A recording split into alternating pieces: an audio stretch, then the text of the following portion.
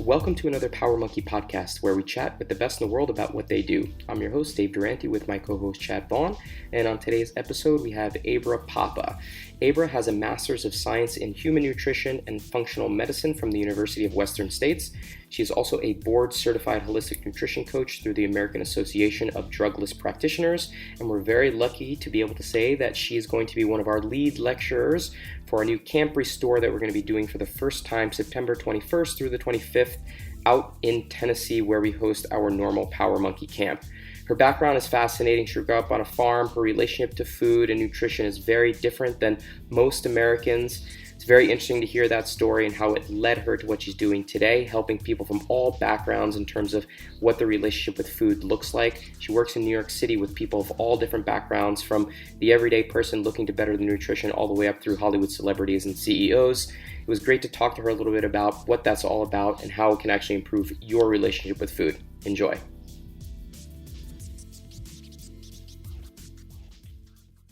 All right, well, Abra, how you doing? Thanks for taking the time to be with us today. I'm so happy to be here today, and I'm doing great. Excellent. Well, we are excited this is our virtual meeting, but we haven't actually met you in person, but we know a lot about you already and are excited to have you out at our Restore camp coming up. And I want to talk about that in a little bit. Before we get into Restore and what you're going to be doing with us there, I want to go into a little bit of your background. And the first thing that kind of jumped out to me when I was reading your bio was you have it written out as functional nutritionist, professional eater, and a serious travel junkie. Now, I understand nutritionist part, but the part that really stood out to me was professional eater. Because when I think of professional eater, I think of Joey Chestnut winning the mustard belt on 4th of July, the Nathan's hot dog eating contest. What is professional eater to you, and what exactly, how does that kind of fit into your life? Yeah, that's just a little cheeky. And it's cheeky because I think there's a misconception that anyone that talks about nutrition actually doesn't like good tasting food. And that's not the case for me. So my entry point into this world was as a personal chef. And I've always been really committed to the food part and the delicious, amazing food part of nutrition.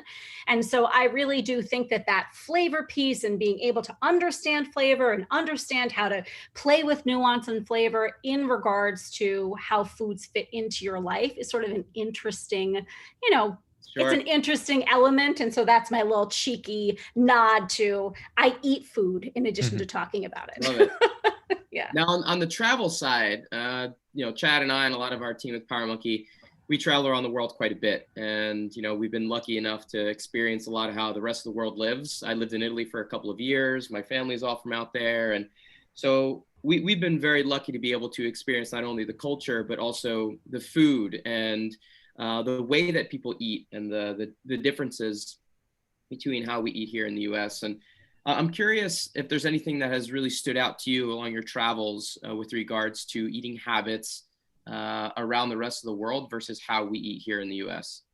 Yeah, so much. And to be totally honest, I feel like my commitment to traveling has greatly informed how I work as a nutritionist. Because like you said, we have some strange oddities in the States in regards to how we eat, how we see food. The actual physical act of eating is very different in the United States than it is around the world. If you lived in Italy, then you know that it would be a rarity to see an Italian running down the street shoving a bagel in their mouth. Right? But that's a sort of rite of passage for a New Yorker. You grab a slice of pizza, throw it on a paper plate, run out the door, and run to your next meeting shoving the pizza in your mouth. Mm-hmm. In the rest of the world, food is an honored tradition, and it's very respected. The act of eating is a very respected tradition. So you sit down, first of all, which is an oddity here sometimes in the States, you sit down and you eat. And you have this like beautiful experience. I can't wait to get back to traveling. I don't know if you've missed it as much as I have, but I have missed it so incredibly much. But I spend so much time when I'm in other countries really just observing. And the sort of the lunch hour, all throughout Europe, but also in South America, the lunch hour is 2 hours long. It's very calm and peaceful. Everyone is out of the office. In Spain, then they go home and take a nap for 3 hours, which I will totally co-sign. That's an amazing practice, right?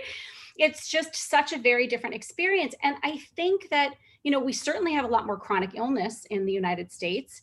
And although we can point to the industrialized food system and all of the, crappy processed foods that we're eating, and that is certainly an element of it, I think the way in which we eat and the way we view food and the way we view health and nutrition is a big part of our problem. Eating, especially as a nutritionist in New York City, I will say, so many clients, I feel like to them, eating is a nuisance. It interrupts their day. And so taking the time to sort of pause and say, sit down, can you take 10 minutes for lunch instead of 5? Can you sit away from your desk? Can you just walk outside of the building for 5 minutes and breathe some fresh air and eat food there? That's all of that sensibility that I have has come from my travels. Mm-hmm. Yeah, I think that's so important. And, food in our household growing up too was so important, and being able to actually have meals with the family and us actually sit down. And I recognize for myself, and Chad, I'm sure it's for you as well, but as you get older and work becomes more and more consuming, becomes a little bit more challenging to that. And what we've tried to do is just have like maybe one meal, like instead of saying, okay, every meal needs to be sit down and long. And we've tried to say, okay, is there one meal where we can actually sit down and really enjoy it the way that we'd like to be able to do all of them? Is there kind of like a stepping stone way that we can have Americans be a little bit more appreciative and respect the meal time? And what's kind of worked with you, with your clients, with regards to being able to respect that process? Yeah, I definitely work incrementally. Yeah. I know that we're not going to immediately become Italians as much as we would love to be, but certainly work incrementally. So when I'm working with clients, I will ask, how long do you give yourself to eat breakfast, for instance? And most of the time they'll say, I don't know, like I'll, drink a smoothie in 3.5 minutes. I'm like, okay, can we just double that? Can you give yourself 6 minutes and set a timer?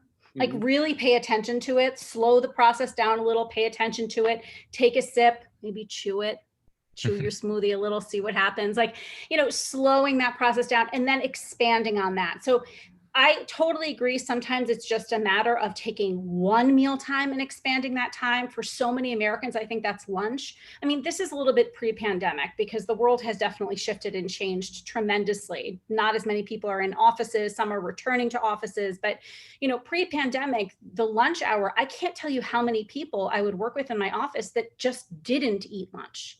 And that was such an incredible nuisance to stop the work of their day. So maybe that first step is just eat lunch, right? And then can that lunchtime be 7 minutes instead of 3? Now, can it be 10 minutes? Can we fit in a walk after lunch? What would happen if you walked outside, like I said, just even for 5 minutes, if we can just sort of slowly stretch that time out. And then just like any habit in life, then that becomes your normal, right? When you start to create that space that, okay, it feels better. I don't have belly aches anymore. I don't have as many stomach issues when I'm taking time to eat. That in and of itself is the drive that's going to help you create that change over and over and over again. And then it becomes a habit. And listen, I'm imperfect. I definitely have days where I'm running ragged and I have to remind myself, stop, slow down. Even if it's 3 minutes, I'll take it. I'd love to say I was like living like an Italian all the time, but I'm not, because we're not in Italy. What about you, Chad? What about you with the girls at home? Do you find yourself eating on the go a lot, or do you have time to sit down and kind of go through it? Yeah, we usually sit down once a day for dinner, and it's not always at the table. Sometimes it's in front of the TV, and I'd like to probably make that more consistent at the table and just have that time without a device or anything like that. But I mean, as you're going through and talking about this stuff, Abra, I was just sitting here, I was completely guilty of all that today. Just before this recording for lunch, I was kind of behind on some stuff. I was standing up for most of the time. That took me 3 or 4 minutes to chow it down. And I was on and off the computer because I was in the middle of something. I kept thinking of something else I needed to do. So it's, I completely understand where you're coming from there. And when I really take the time to sit down and eat lunch, and then I'll even, sometimes go lay down for 10 minutes and close my eyes, whether I go to sleep or not, it makes a huge difference in the rest of my day. But I wonder, as you're talking about this stuff being kind of an American thing, and we're talking about how things are different in other parts of the world, where do you think that came from? Like, where did the change in the disconnect happen? Was it just the kind of the nature of our descendants, the people that were interested and willing and able to come migrate over back in the day? Is it just, their mindset and rush and get things done? Or what do you think about that? We're the land of opportunity, and it's hustle culture. It is just a hustle culture in America. And, there are benefits to that. Of course, I think there's a lot of incredible job opportunities, and you can really be an entrepreneur here in an incredible, exciting way, in a way that maybe that's not available in other countries. My family, we're all immigrants that came over, half of the side from Italy, the other half from Hungary, generations ago. But it's interesting to think about that piece, right? It's interesting to think that at one point they lived a very, very different life. And then generationally, those meal times just got decreased and decreased. But I could tell you that when I was growing up, family dinners were sacred, because that was part of a tradition for my mom and my dad. And when we would, go to extended family homes, dinner was respected. You sat down at a table. If TV was on, that would have been a crazy phenomenon, right? Like just insane, because we sat down at a table because that's what they learned from their parents. And I think, listen, it's hard today. I have a ton of empathy for and just compassion for parents with kids. I don't know how you get it all done in a day. And then I see, when I'm sitting down with nieces and nephews that are like, dinner time, they're all over the place. Like, that's difficult to then have that moment of like, let's just sit at a table and eat. So I think it's, it's imperfect for sure in America, but part of that hustle culture has created this speed at which we live, and it's every part of our life. And food has been a big, it's collateral damage a little bit, our relationship to food.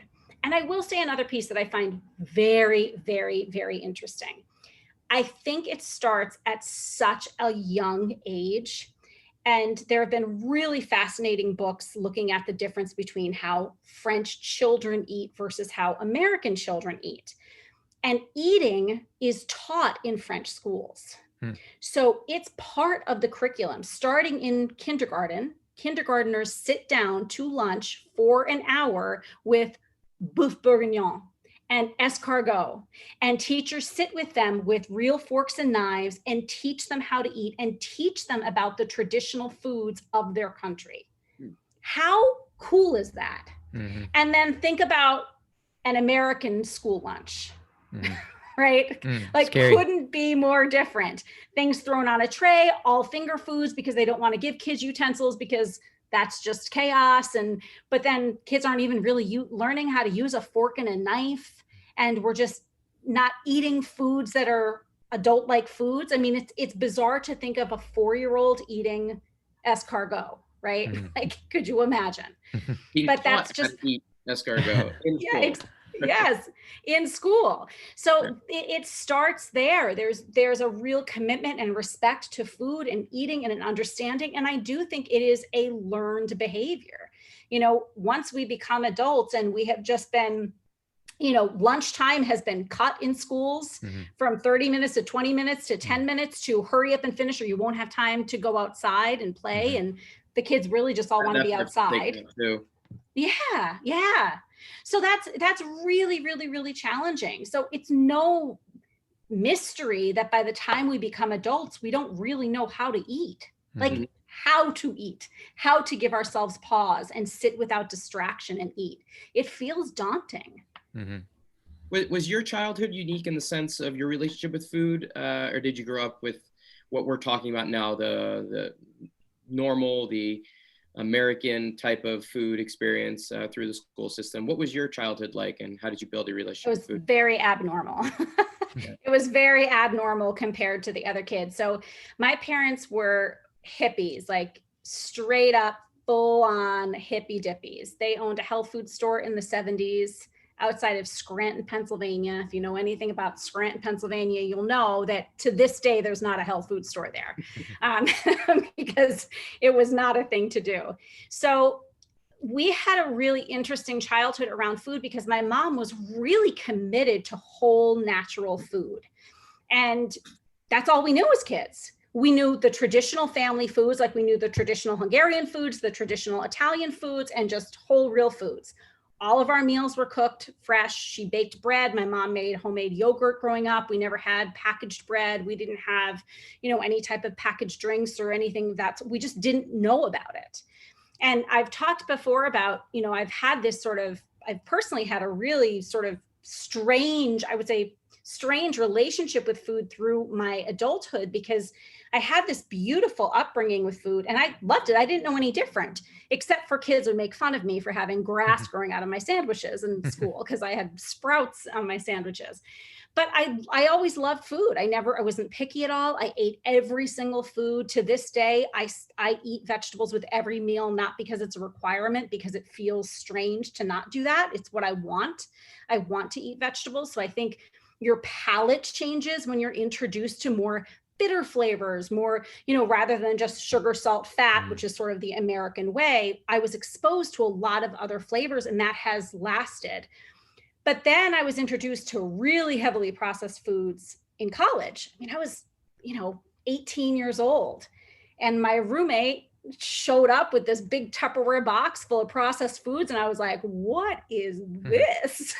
What's happening here? So I definitely had a rebound moment, of like really diving in and like feeling this sort of strange shift that was happening around. Like, I have a hard time stopping when I'm eating these foods, like I remember it was a can of Chef Boyardee beef ravioli. And I was like, I can't stop eating this. That's so weird. Like, I want another can and I want another can and I want another can. I never had that experience as a child, as a teenager, ever. I just ate until I was full and I was fine and I was happy and I danced my whole life. And so I was super, super active. Yeah. So I think my upbringing was a bit odd because I was exposed to all of those foods. Then I had this sort of introduction to processed foods and it did not go very well at all, and then that was one of the moments, I think, that somewhere deep in my head or somewhere deep in my psyche, there was a seed that was planted that this is something I want to keep exploring. I want to go a little bit deeper here. Why did that happen? It took another, 10 years for me to sort of enter into the world of wellness. But it was definitely a more abnormal childhood. Now, from your description here, I would say that probably most of our listeners and most people in general don't have that type of experience with food growing up. So with regards to, say, the everyday American who's looking to make the change to a healthier lifestyle, but they've been ingrained with this presentation of processed foods or the things that, come on a school lunch tray, how does that change happen? And, you're talking about things being so ingrained when you're a kid that becomes kind of your go-to. First, is it possible to make those changes? And I'm assuming that it is, and it happens through incremental changes. But what is your your process with regards to being exposed to a client that has no familiarity with having vegetables on a regular basis? And how does that introduction happen and saying, okay, these hyper palatable foods we have to stay away from and move towards this other one? Is it just about finding the things that you like and trying to introduce them slowly? Like, what is your route to trying to change that normal American diet to something that's a little bit more in line with what you grew up with? I think that's such a good question, and it's a nuanced, layered answer. First of all, it is possible. I see it all the time. I've seen it. I've been in practice for over 15 years. I've literally seen it at this point hundreds and hundreds of times. And it is a bit of a challenge because it's true that once that is your normal, once eating highly palatable foods is your normal, it is a more challenging shift to bring in the natural foods. Yes, incrementally is part of it. The other piece is really learning how to make food taste good. So I think vegetables are incredible, right? And like, I'm a vegetable whisperer in some ways. Like, I can make any vegetable taste amazing, but I know that that's not how every person feels. I mean, I've had literally dozens of clients come to me and say, I hate vegetables, don't even try. And I'm like, oh, no, we are trying. Absolutely not. I'm not just accepting that as a fact. I don't think you've had vegetables that taste really good. So we start there. And sometimes it's actually getting into the mechanics of taste, understanding. I can't tell you how fascinating it is to me that so many people don't even know what tastes they like. So we'll spend some time trying to figure that out. They'll say, I didn't like that. And I will say, why? Why? I want to figure out what about it didn't you like? Was it too salty? Was it too briny? Was it too sour? Was it too bitter? What didn't you like? Because then we'll start to play around and adjust a little bit. And so there's this really cool process that happens when you start to learn about your taste buds and you learn, well, wait a minute. Like I had a client that figured out, I really don't like briny. She doesn't like olives or capers or that flavor profile. No problem. Mm-hmm. We don't have to put that into food, right? So we'll lean into some other flavor profiles. But I find it hard to believe, like if you sit down to a bowl of fresh broccoli with grass-fed butter, I'm sorry, and flaky sea salt, that's delicious. Mm-hmm. It's just delicious. And I have no problem using flavors like good grass-fed butter, right? And salt, seasoning your food and learning how to use different spices to really amp up the flavor of different vegetables. So maybe that's the starting point. Like my mom, when we were kids, none of us liked cauliflower. That was the one thing that we sort of fought with her about as kids, but she made cauliflower and cheese sauce and we had no problem eating that.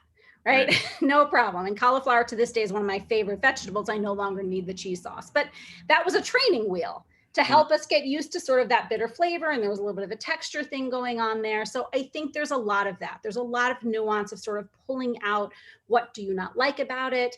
How can we make this taste really good for you? Can you try a little bit of this? And starting small with portions even, you know, adding one vegetable into dinner at night. How does that go? Great. Now we're going to add one to lunch. Great. What if we put a handful of spinach in your smoothie in the morning? Fantastic. Now we're up to 3 servings from 0.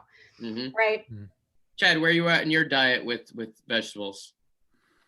No, not as good as it should be. That's for sure. I normally don't have any vegetables through the day. We usually always do at night with dinner, a salad, and, you know, maybe just cook whatever vegetable. Jody does a really good job of getting us good dinners, and we're she cooks or I cook when she's working at night. So we're pretty consistent with that, but I could definitely do a little bit better throughout the day. And it just all makes me think, and it's just interesting sitting here listening to you talk, and how, you know, Dave, pretty much everyone we have on teaches the way that we do, like, right. Going back to the basics and you are, but it's just, it's always interesting what people accept about themselves. You know, like I'm sitting here saying, well, I don't do as well as I could. And that's part of me is just saying, okay, that's just how it is. And that's how it's going to be. Or I don't have the mobility and that's the way it's going to be. So I'm not going to do anything to try to change that. Or I don't sleep well. So I'm just going to accept that about myself. And, you know, these things that we get caught up on as humans. And I think that's a really common theme and lesson that people can take away is, yeah, there are certain things in certain ways that we need to accept, but, you know, at some point they become excuses. And I mean, excuses are real, but they become things that hold us back from the potential that we have. So, you know, stop accepting that we live in America and our food is just not as good. So then we can't do any better. You know, what can we do to make certain changes? Because, you know, we've been talking a lot about sleep here lately, you know, sleep and nutrition.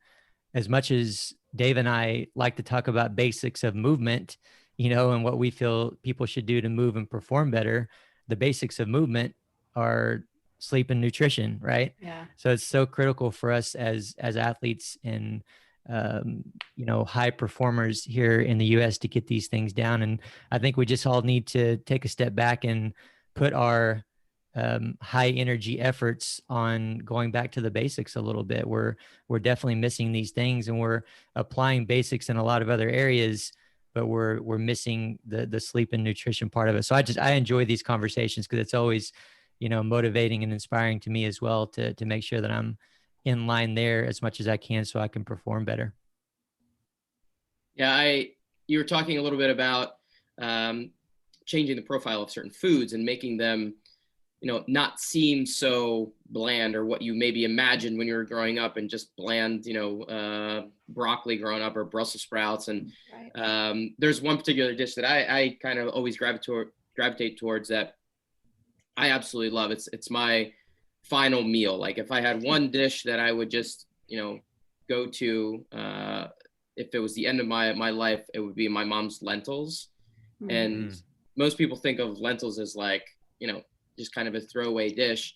And it's amazing. Like, it's a very, very simple dish. It's something that I try to recreate unsuccessfully often here with my girls and with my wife. And it's phenomenal. And actually, we made it my mom came to our last camp, and we had our chef Katie make it for all the campers. And so all the campers got to experience a version of it at our last Power Monkey camp, which was amazing. But it goes back to this idea of vegetables don't have to taste the way that you imagine them in your head if you are creative, if you have an understanding of the vegetable and how it maybe cooks best.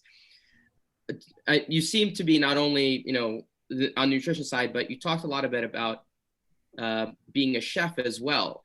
Can you go into the actual cooking portion and the chef background? There's a chef that I love, Yotam Ottolenghi, who he's all of his cookbooks on my shelf. Me too. They're everyone. Yeah. The cookbooks themselves are beautiful. Gorgeous. And they're very vegetable based. And I try it even though they have like 50 ingredients in them. Yeah, they're always amazing. And they kind of expose me to flavors that I wouldn't have otherwise. I'm curious for you as a chef, from a chef perspective, what you kind of gravitate towards and how you make kind of the ordinary vegetable become extraordinary. Sure. So just for clarification, I am not a classically trained chef. I'm 100% a home cook, self-trained. I started in the wellness world as a personal chef. So I worked for private clients for several years, cooking them health supportive foods specific to their condition. So that was sort of my entry into the world of cooking more professionally, if you will. That's in quotations.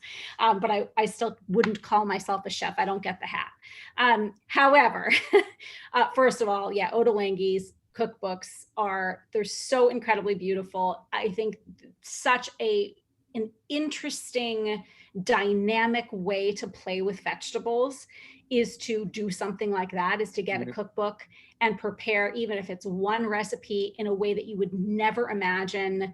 I make a butternut squash recipe from his cookbook all the time with like roasted onions and za'atar spice and pomegranate seeds and yogurt. And it's just like, it's outrageously good. So delicious.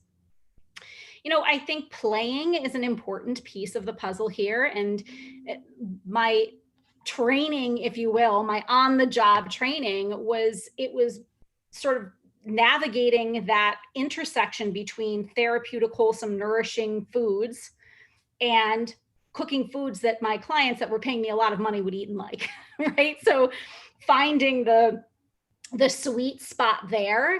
And I've created a lot of flavor profiles, learned a lot of flavor profiles from traveling.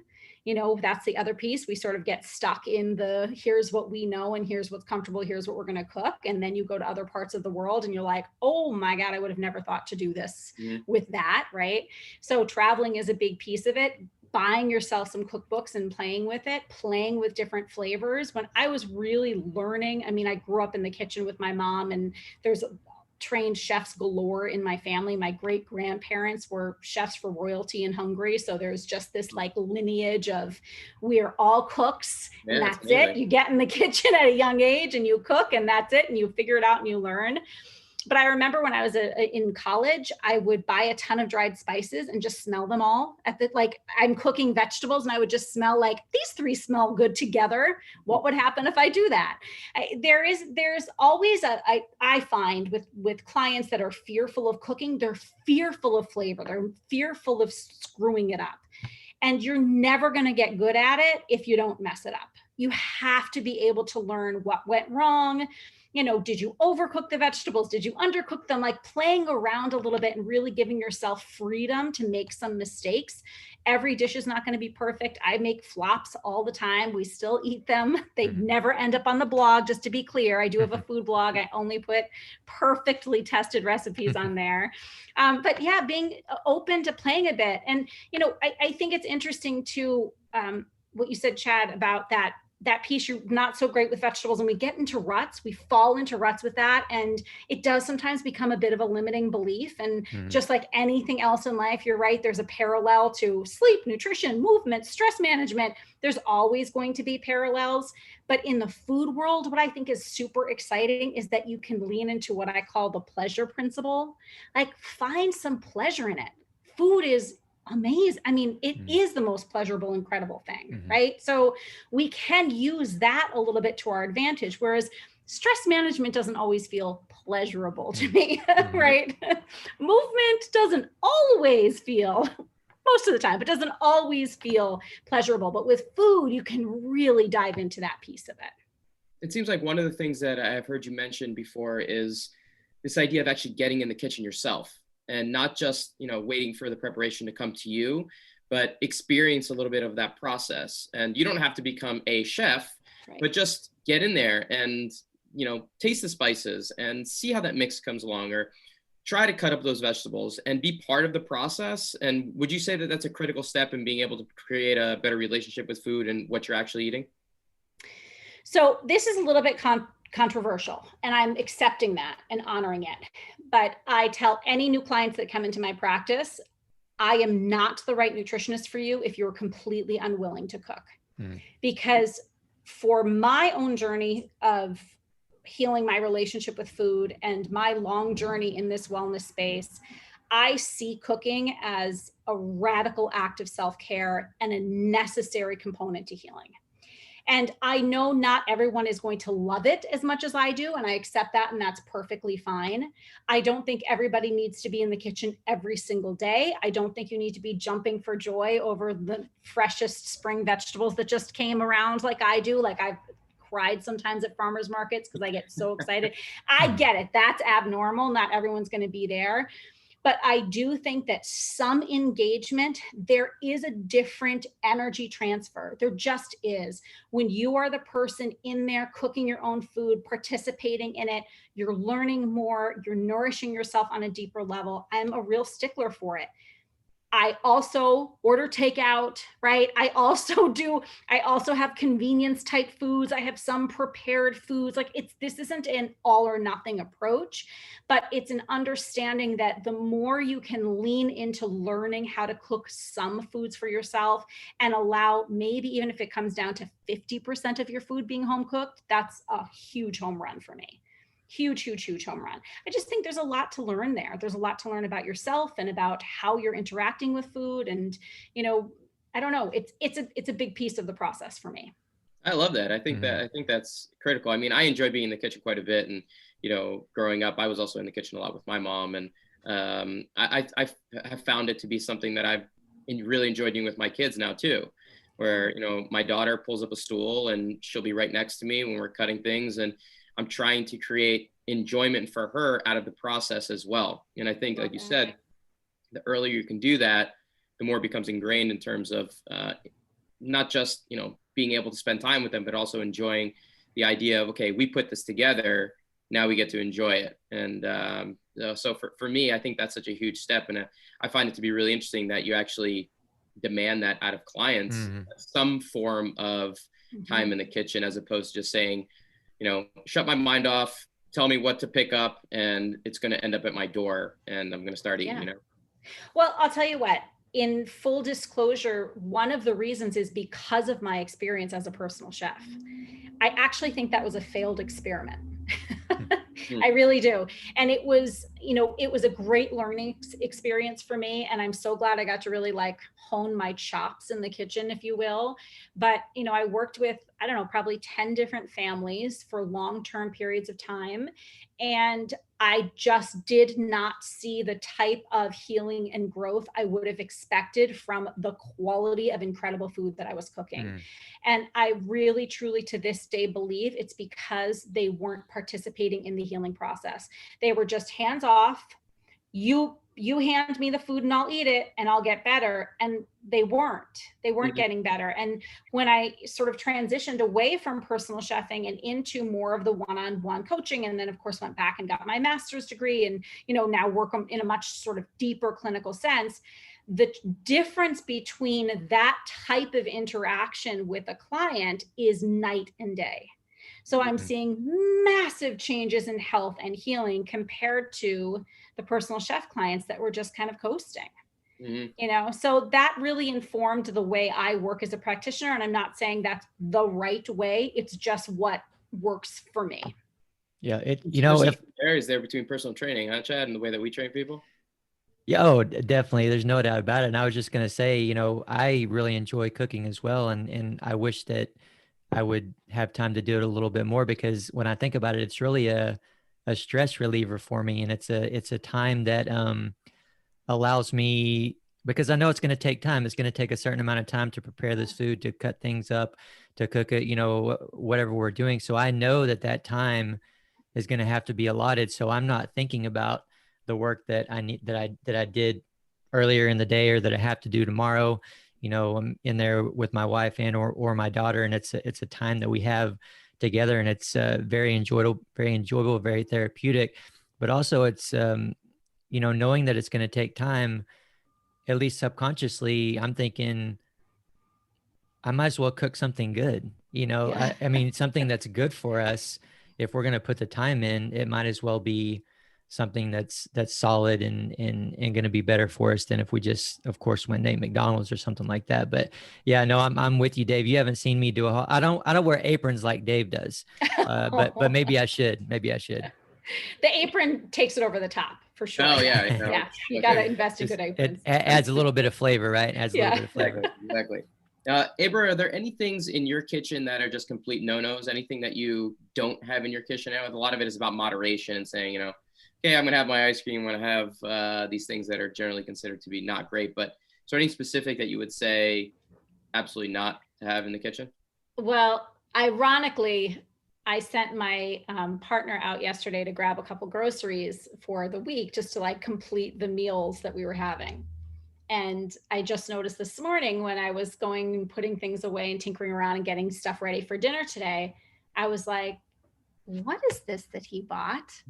And it's nacho cheese taco shells. And I put a big Post-it note on them that said, hell no. So that would go into the category of a hell no for me. And I was like, what were you thinking? It was a test. He was testing you. We have never had nacho cheese flavored tortillas. Is that what happens when you go to the grocery store hungry?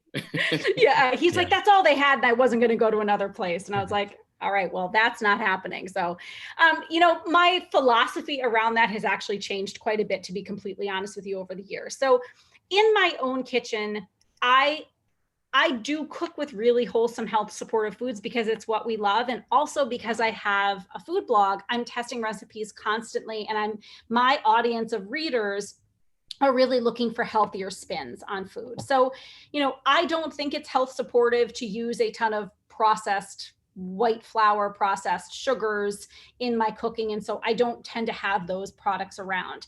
However, I also believe that everything in America, we just go too far. I think we've gone a little bit too far with the demonizing of food. And so I have lightened up quite a lot over the last probably 7+ years around how we can bring in other foods and how they fit into your life. I just choose not to cook with, heavily processed foods in my kitchen because I don't see why. I just wouldn't, right? I mean, I have access to really beautiful, high quality proteins and beautiful vegetables and pantry staples like grains and beans. And, I don't have any kind of dietary dogma that I'm a part of. I'm not paleo, I'm not keto, I'm not vegan. I eat all food. When I'm out at a party or, if a friend's cooking for me, I just don't have dietary restrictions. So that's fine. I'll enjoy anything. But in my own kitchen, I'm really leaning into wholesome, beautiful, local, sustainable food as much as I possibly can. That makes sense. Plus pasta.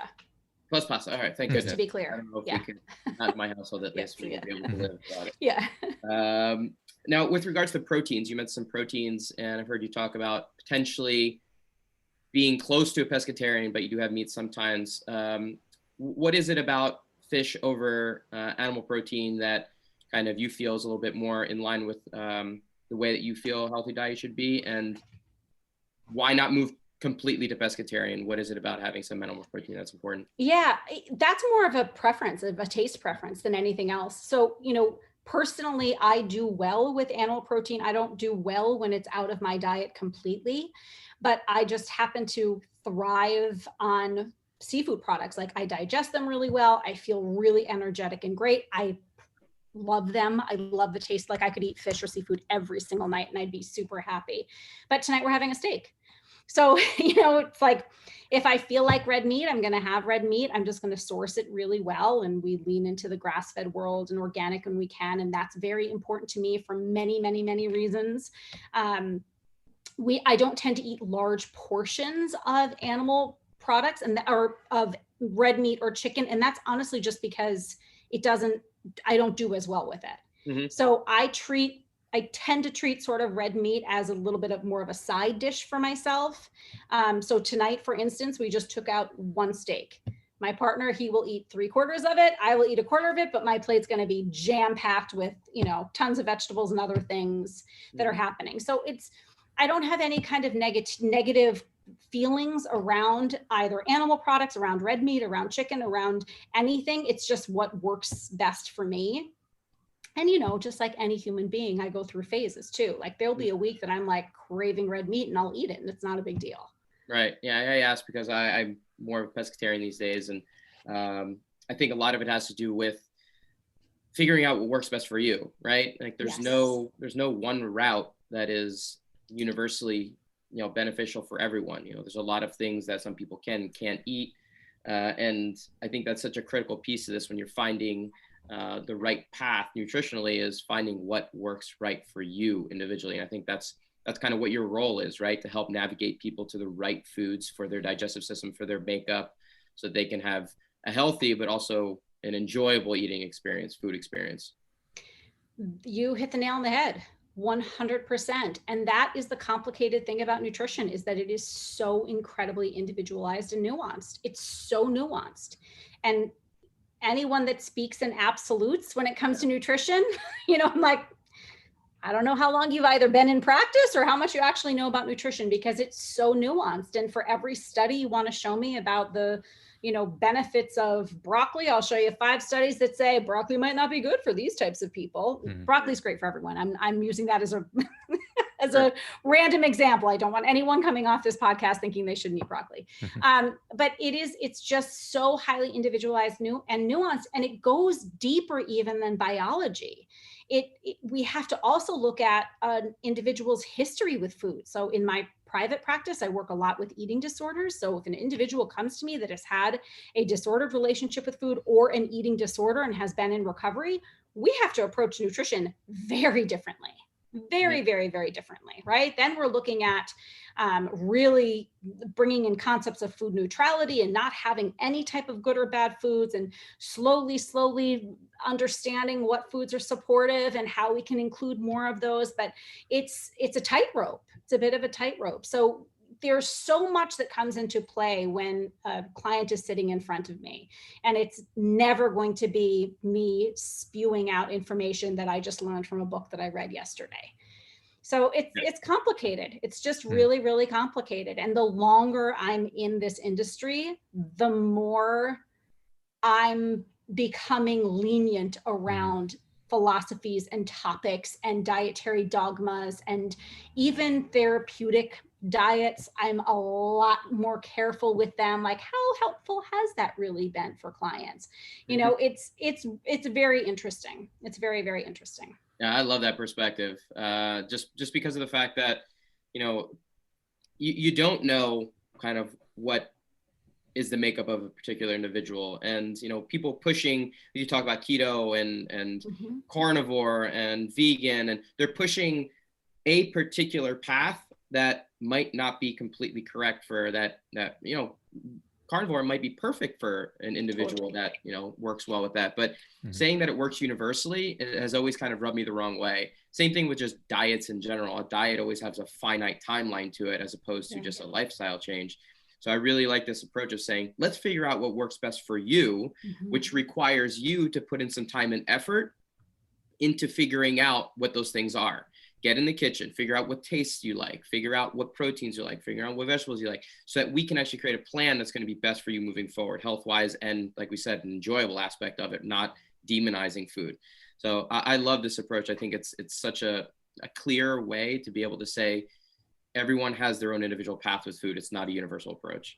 And then understanding that it also needs to be flexible, because we don't live in a vacuum, right? So there's that side of it too, that yes, we can absolutely find the foods that work best for you. And depending on what the individual's healing journey is, if we're working on a specific condition or whatever it might be, we also have to build in flexibility, because first of all, as human beings, we change all the time. I'm sure both of you see that constantly, right? Yep. You work with people, right?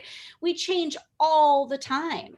So we have to be able to shift according to how things are changing, even sometimes moving. Like if and this happened a lot last year. I have clients that were New Yorkers and then they moved to California.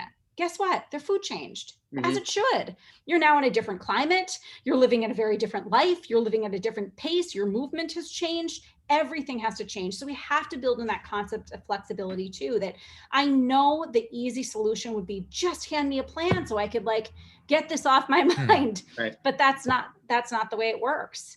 And then I always say my sort of cornerstone belief is, if you have been handed a nutrition plan and then you have a trip planned, to actually use Italy as the example, and then you have a trip planned to Italy next month and you can't eat anything in Italy, that's not the right plan.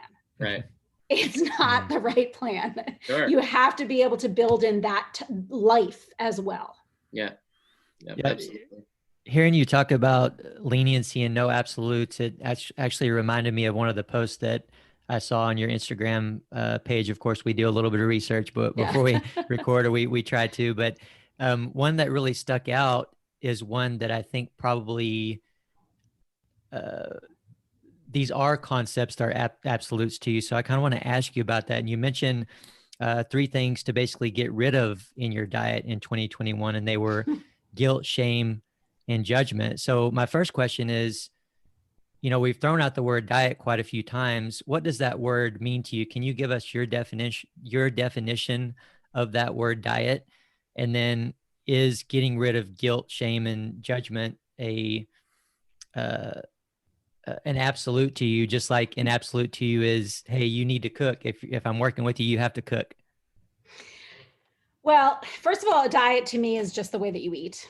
That's it. It's just the way that you eat. I then can engage and talk about therapeutic dietary protocols, which I see as something a little bit different, which, sometimes for a period of time, we will get really specific about the types of foods we're adding in. I typically try not to focus on the things we might need to eliminate, but really focus on the types of things we're adding in for therapeutic purposes, right? So even if we're going as deep as sort of working on somebody clinically with for better hormone clearance, I'm going to increase cruciferous vegetables because that can help clear that pathway to help with estrogen clearance, right? So there's clinical tools that we can use when we're thinking about food as medicine, and that's exciting and fun and wonderful, right? So that's a therapeutic dietary protocol, but a diet is just the way that you eat as far as I'm concerned, right? It's not a sort of definite. Guilt, shame, and judgment has become the cornerstone of how individuals feel about food. And I just think it's the most damaging, toxic thing that we are ingesting or creating inside of ourselves. And it's so unfortunate, and it really destroys an individual's ability to truly heal, be present, live, experience life, find joy. So those are absolutes, but holy moly, I'm asking for something really big. Right? I'm asking for something really, really big. And it takes time. My own journey around food has taken me 20 years to heal some real disordered thoughts around food and body. This is not an overnight piece, but the more we can start to really think about food as a source of nourishment, as opposed to something that we have to feel shameful for or guilty of. Like I take such issue with even marketing words on food, like guilt-free kale dip. Why?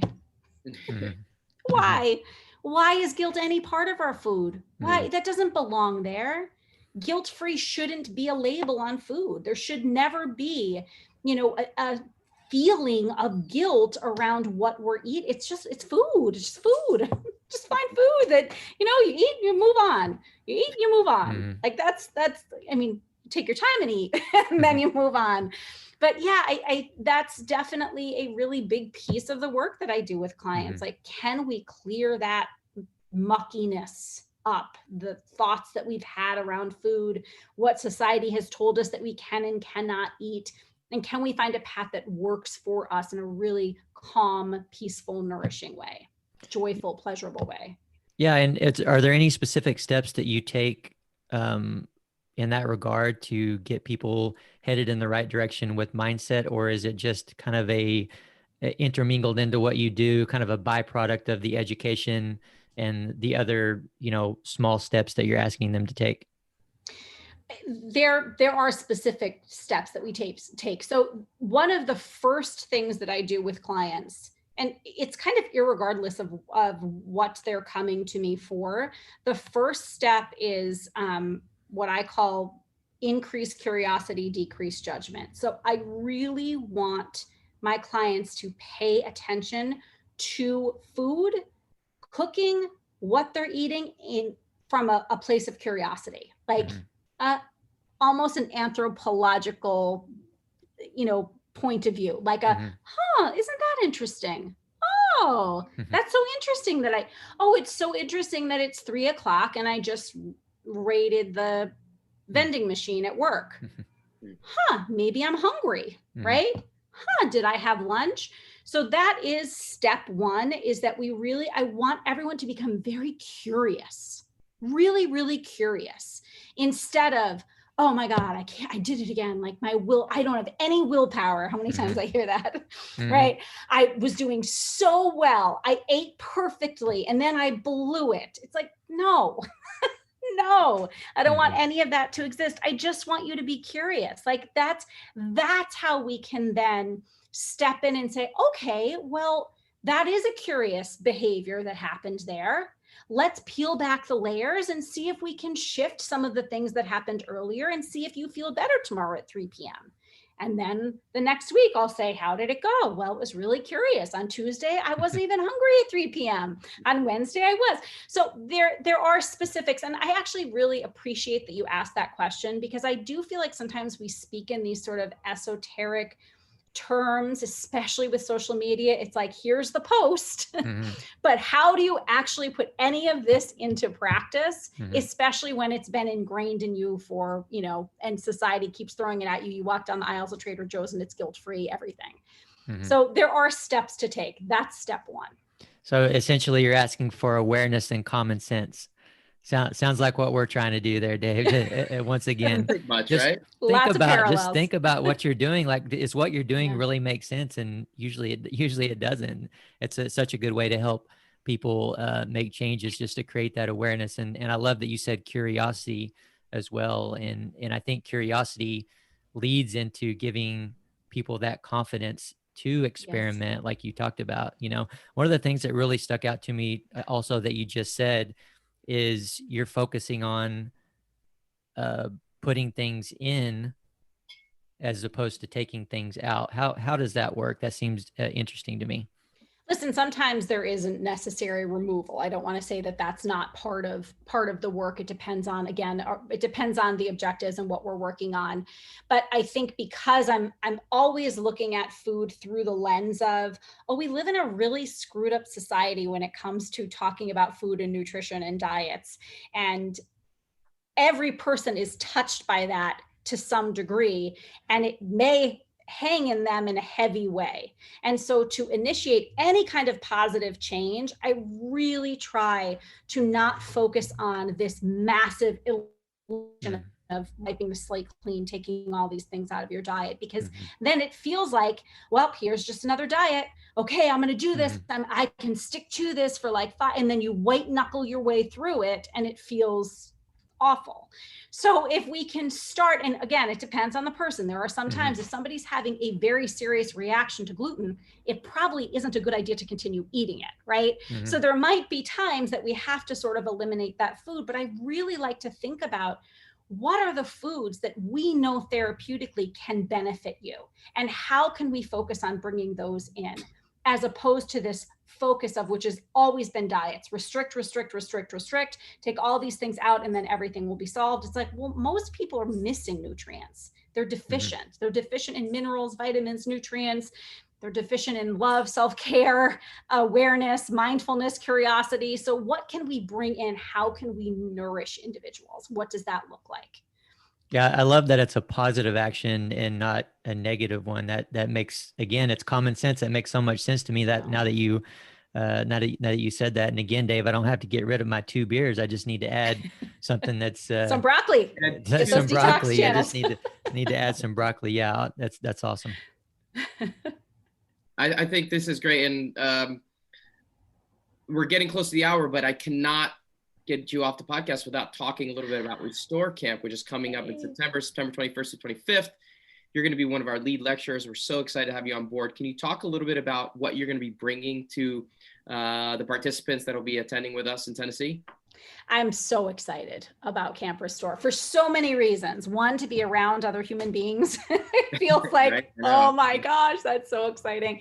And I just think for, your audience, your readers, your participants, having the opportunity to take these 4 days to really just whoosh, come down a little bit and like nourish. As you can tell, that's like my theme of everything. So I can't wait. I can't wait to be there for 4 days hanging with everybody. There's a lot of fun in store. So the sort of everyday lecture that will be available, I will be doing a lot of work around this concept of nourishment. So digging deeper, a lot of the similar themes that we've talked about today, but going deeper so each participant can really understand what that pathway will look like for themselves. And for athletes, I think it's really interesting because oftentimes food is really a source of fuel, and I don't have a problem with that. That's totally okay. But how do we then find a pathway to also understand how we can bring in some nourishment and maybe allow some space so there is an opportunity for a better relationship with food, right? Because how many athletes also end up with disordered eating behaviors is astronomical. Right. So there is that piece of it. And since we're in a restore setting, we're having 4 days of that. That's our sort of, that's going to be the cornerstone lecture, if you will. But then we're going to be doing a lot of fun stuff. So I'll be teaching cooking classes. We're going to have a healing teas, lattes, and elixirs class. So talking about some of these like medicinal compounds that I really geek out on that you can have in your kitchen. I have like old school witch style, just like my mom did, mason jars full of herbs and tinctures and every type of thing. So I think it's going to be really fun to learn how you can make very simple things, but that have a ton of healing potential, ton of healing potential. And a couple other cooking classes, I think they're on deck. We're not sure. We haven't picked which one yet, but it's going to be fun. We're going to get our hands dirty and dig into the food piece of restore and nourishment and what that looks like. I can't wait.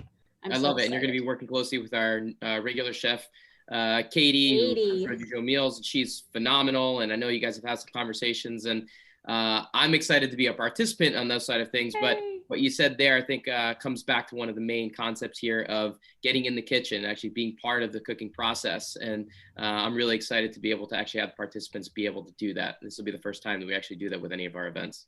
That's so exciting. Yeah, I can't wait. Yeah, Katie's incredible. So I know the food is like taken care of in a huge way. But yeah, that piece, I think it's obviously, I mean, I've talked about it for an hour. I think it's a really important piece of the healing process. And for anybody that is committed to wellness in their life, getting in the kitchen and learning how to expand that can be super fun. So yeah, I'm thrilled that you all are bringing this element to camp. I think it's going to be great. Excellent. Well, we are as well. I was just out in Tennessee last week and was doing a little bit more kind of grounds research on some of how we can use the camp best for it. And good. Again, it's going to be September 21st through the 25th. We can't wait to get Camp Restore going, and you can check it out at powermonkeyfitness.com under the events tab. You'll be able to get more information on there. But Abra, thank you so much for the time. It was amazing speaking to you, getting better perspective on how to get a better relationship with food. And I can't wait to be able to actually have more on this conversation when we see you in September. But before you leave, some quick questions for you. First one, we didn't really talk about fitness. It's one of the first times that we really didn't talk about fitness at all on one of our podcasts. And so I really have no idea how this answer is going to go. But what sport or discipline do you prefer, weightlifting or gymnastics? Oh my God. That's hilarious. Well, if you come to Camp Restore, you will see my epic handstand. Yeah. Epic handstand. But I grew up as a dancer, but I actually really do enjoy weight training. I don't think I would call it weightlifting. So it's my like 10 pound, 10, 15 pounders. But yeah, handstand is about all I can handle these days. Yeah. I think we need to get you in front of Chad a little bit, get a barbell in your hand. And that's right. I'm not sure which way that answer went though, Dave. I know. Yeah. We're just going to have to call that one a tie, I guess. That's a tie. For sure. Next question, Abra. Anyone that you've come across recently, anyone that you know would be a great guest to have for us to have on the podcast? Oh my gosh. Oh, that's a put me on the spot moment. You know what I think would be really interesting? I have a colleague. She is a pharmacist and a nutritionist, and she's brilliant and fun and amazing. But also, I think she has a very interesting perspective on the whole pharmaceutical supplementation, that whole spin in the world. I think she would be a great guest. What's her name? Oh, Lara Zakaria. Okay, fantastic. We'll put her on the list. Yeah, she's awesome. That sounds very interesting. I'd love to She's chat brilliant. With her.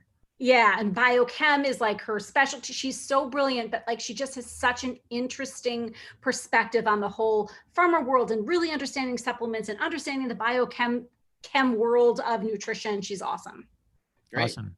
Love it. Well, how about books? Any books that you've read here recently or through your life that you recommend for our listeners, knowing our audience? I fairly recently, about a month ago, I finished Atomic Habits, and it's probably been mentioned before on that is one of my favorite books I have read in years. I actually don't love self-help-ish books. I'm a big literature reader, so I don't like more work when I'm outside of work, but Atomic Habits, I couldn't put down, and I have referenced it time and time again. I think it's just so relevant to the work that I do. Awesome. Really we'll just keep putting more check marks by that one, Dave. I think that one has been recommended. I got it on my bookshelf. I love that one. It's really good. Good deal. Well, it's been an absolute pleasure. Really appreciate you coming on, and look forward to the folks out there at Restore getting to know you, and Power Monkey being able to utilize you and everything else. Anything other than Restore you got coming up that you want folks to know about, and where can they keep up with you? They can always keep up with me on my website, abraskitchen.com. That's where I share wholesome, real food recipes and some wellness tips and tricks. You can find me on Instagram at Abra Pappa. There's 3 P's in Pappa, P-A-P-P-A. And then I do have a program that I'm launching in September, but I haven't announced it yet. So let's just say stay tuned. Awesome. Well, we will stay tuned for that. I'm going to check out your website for sure and get some ideas, maybe get the family in there and try some of them out. And hopefully our listeners will do the same. And guys, as always, be sure to head over to powermonkeyfitness.com for services and upcoming events. Also check out our Instagram pages for regular teaching and technical content at Power Monkey Fitness, at Dave Durante, and at Ollie Chad. On behalf of Power Monkey Fitness, we're your host. I'm Chad Vaughn with Dave Durante. Until next time, guys, thank you all for listening.